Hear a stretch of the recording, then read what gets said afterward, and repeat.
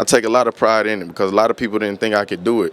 You know, a lot of people thought we should have went out and got another back, but this was the moment I've been waiting for my whole time at Tennessee.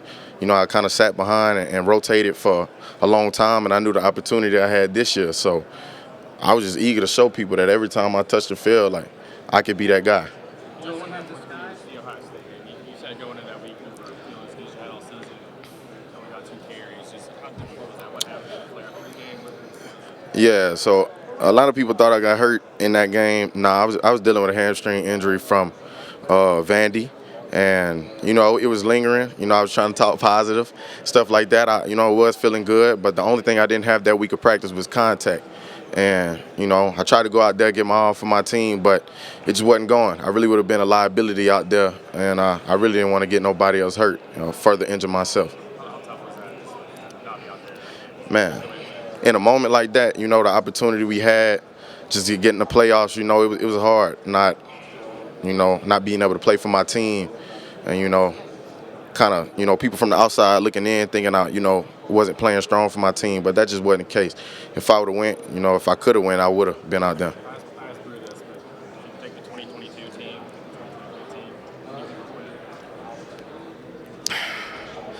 I think the 2024 team would win just because, and there's no shade, I just think our defense was more united this year. You know, defense win ball games, they win championship.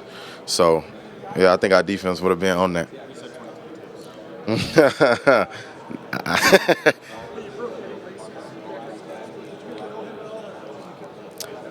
Yeah, I ran into him a couple times, and he reached me out, told me congratulations, man, just gave me some steps along the way.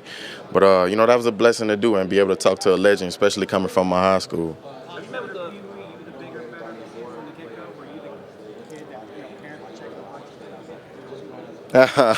Well, to be honest, I only played 1 year of Pee Wee football. It was in the 3rd grade, and I didn't play again until the 7th grade.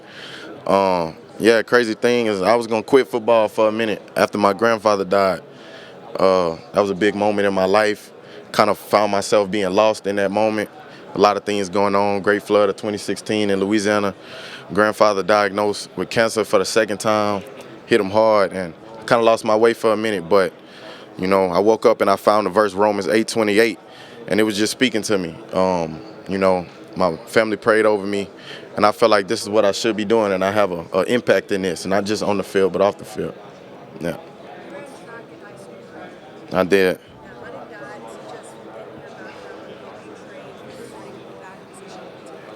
Yeah, so like I said, I actually started to do track before I got back on the football train again.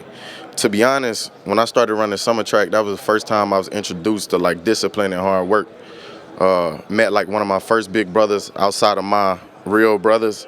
His name was Lance Williams, and man, he brought me along. He taught me the ways, taught me how to have fun and work at the same time. And I think that just established my work ethic and my foundation, and that's how I approached everything I did. What's your Buccaneers this week? What happened? Have you met with the Buccaneers this week? No, sir, I have not. What's your major and how far along are you toward your degree? Information science and technologies, and I got about 2 semesters left. Grade point, I know you've been on the honor roll. Grade point average? Yeah, 3.6 GPA. Dylan, what's Tennessee best prepare you for the league? Man, in so many ways, man. We got so many programs that just established so much. From the moment I came in, we got player development, just teaching us how to be men off the field. That's so important to me than anything. I feel like if you live in your life right off the field, everything else will come along on the field. But, man, I couldn't ask for more, man. The nutrition, the training staff, the strength program, everything was set up for me to succeed, And Coach Heupel and his staff, they poured a lot into me, and, it was only right that I gave my all for them. I gave my all for Tennessee. You took a trip to Africa in the summer. What was that about, and what did that mean to you? Yeah, man, that was a blessing through a program called Vol Leaders, set up through the athletic institution. It's a year-long class. It's a course, so kind of like one of the only classes that feels like high school, because when you come back from winter break, you see the same people, So we built a connection, we built a family, and the whole class is just surrounded on, building and developing your leadership skills, and then also in turn learning how to work with people and then build community through sport. So each year they pick a new third world country, learn about it kind of in the second semester, and travel to it for about a little over a week, close to 2 weeks, and just engage in the community. It's always a phrase that we're not there to help. We there to, just cultivate and learn and just be one. So, man, that was a blessing to me. I saw so many things my first time being out the country, but, man, Vol Leaders program was everything. South Africa and Botswana. Uh,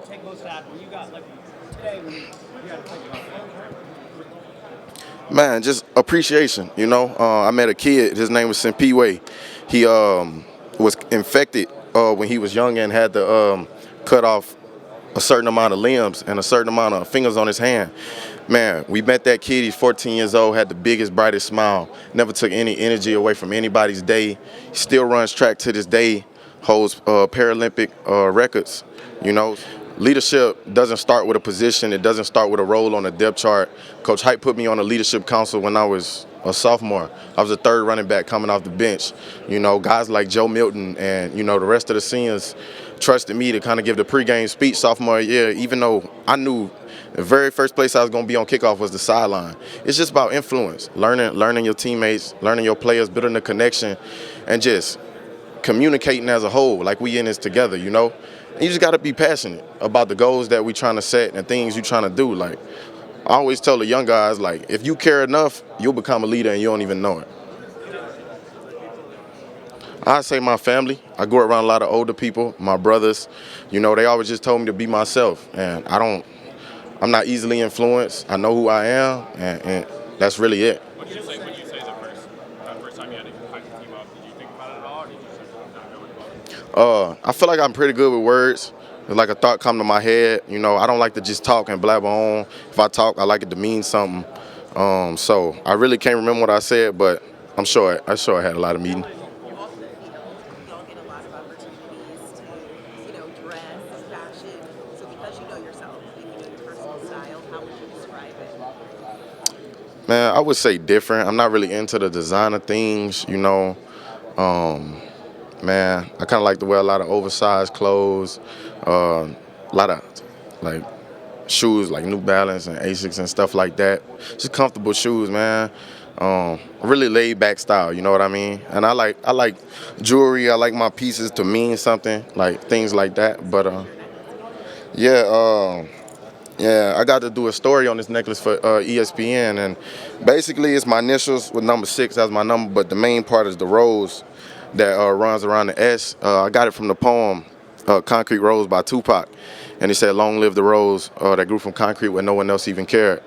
And that's just impactful to me because when he said in that poem, he was explaining it, he was like, if you're walking past a rose that grew from concrete, it may not be pretty, like the petals may be falling off, people will marvel at that rose. And he was like, I'm not any different, I may have some bumps and bruises, some nicks, but if you see where I came, you know I came out of it, and I'm still standing here strong. So it's not just a reminder to me, I feel like it's a reminder to everybody that we all subject, and we all allowed to go through our own things in life. We all have different experience, and we're allowed to feel that. But, it's our job to take that feeling and just do something positive with it. Just know there's people here that care about you, and stay strong.